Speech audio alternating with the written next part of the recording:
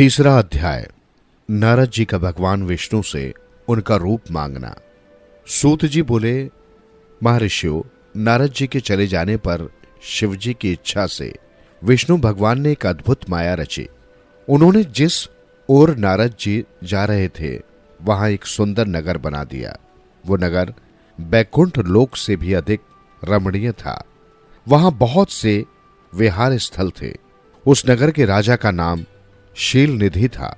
उस राजा की एक बहुत सुंदर कन्या थी। उन्होंने अपनी पुत्री के लिए स्वयंवर का आयोजन किया था। उनकी कन्या का वरण करने के लिए उत्सुक बहुत से राजकुमार पधारे थे। वहां बहुत चहल पहल थी। इस नगर की शोभा देखते ही नारद जी का मन मोहित हो गया। जब राजा शील निधि ने नारद जी को आते देखा तो उन्हें सादर प्रणाम करके स्वर्ण सिंहासन पर बैठाकर उनकी पूजा की। फिर अपनी देव सुंदरी कन्या को बुलाया, जिसने महर्षि के चरणों में प्रणाम किया। नारद जी से उसका परिचय कराते हुए शील निधि ने निवेदन किया, महर्षि, ये मेरी पुत्री श्रीमती है। इसके स्वयंवर का आयोजन किया गया है। इस कन्या के गुण दोषों को बताने की कृपा कीजिए। राजा के ऐसे वचन सुनकर नारद जी बोले, राजन, आपकी कन्या साक्षात लक्ष्मी है। इसका भावी पति भगवान शिव के समान वैभवशाली, त्रिलोकजयी, वीर तथा कामदेव को भी जीतने वाला होगा। ऐसा कहकर नारद मुनि वहां से चल दिए। शिव की माया के कारण वे काम के वशीभूत हो सोचने लगे कि राजकुमारी को कैसे प्राप्त करूं। स्वयंवर में आए सुंदर एवं वैभवशाली राजाओं को छोड़कर भला ये मेरा वरण कैसे करेगी। वे सोचने लगे कि नारियों को सौंदर्य बहुत प्रिय होता है। सौंदर्य को देखकर ही श्रीमती मेरा वरण कर सकती है। ऐसा विचार कर नारद जी फिर विष्णु लोक में जा पहुंचे और उन्हें राजा शील निधि की कन्या के स्वयंवर के बारे में बताया तथा उस कन्या के साथ विवाह करने की इच्छा व्यक्त की। उन्होंने भगवान विष्णु से प्रार्थना की कि वे अपना रूप उन्हें प्रदान करें ताकि श्रीमती उन्हें ही वरे। सूत जी कहते हैं, महर्षियों, नारद मुनि की ऐसी बात सुनकर भगवान मधुसूदन हंस पड़े और भगवान शंकर के प्रभाव का अनुभव करके उन्होंने इस प्रकार उत्तर दिया। भगवान विष्णु बोले, हे नारद, वहां आप अवश्य जाइए। मैं आपका हित उसी प्रकार करूंगा जिस प्रकार पीड़ित व्यक्ति का श्रेष्ठ वैद्य करता है, क्योंकि तुम मुझे विशेष प्रिय हो। ऐसा कहकर भगवान विष्णु ने नारद मुनि को वानर का मुख तथा शेष अंगों को अपना मनोहर रूप प्रदान कर दिया।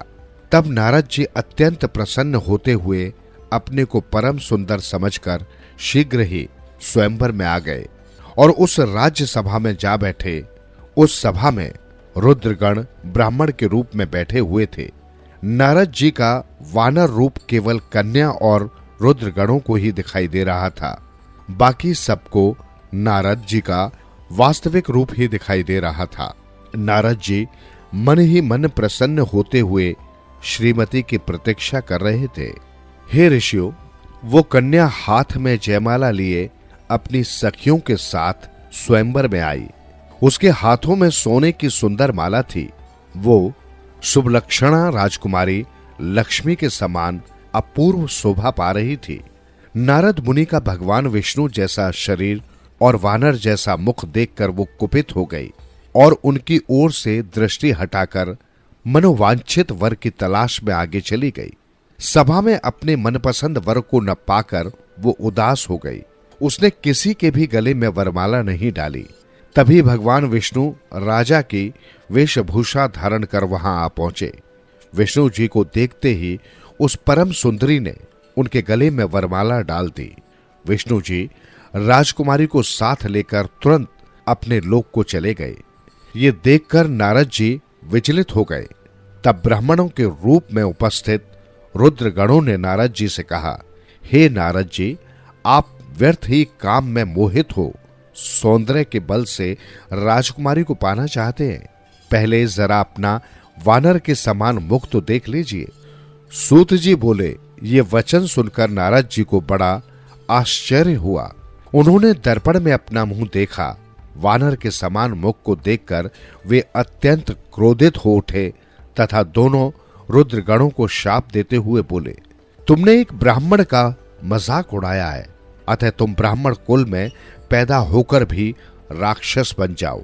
ये सुनकर वे शिवगण कुछ नहीं बोले, बल्कि इसे भगवान शिव की इच्छा मानते हुए उदासीन भाव से अपने स्थान को चले गए और भगवान शिव की स्तुति करने लगे।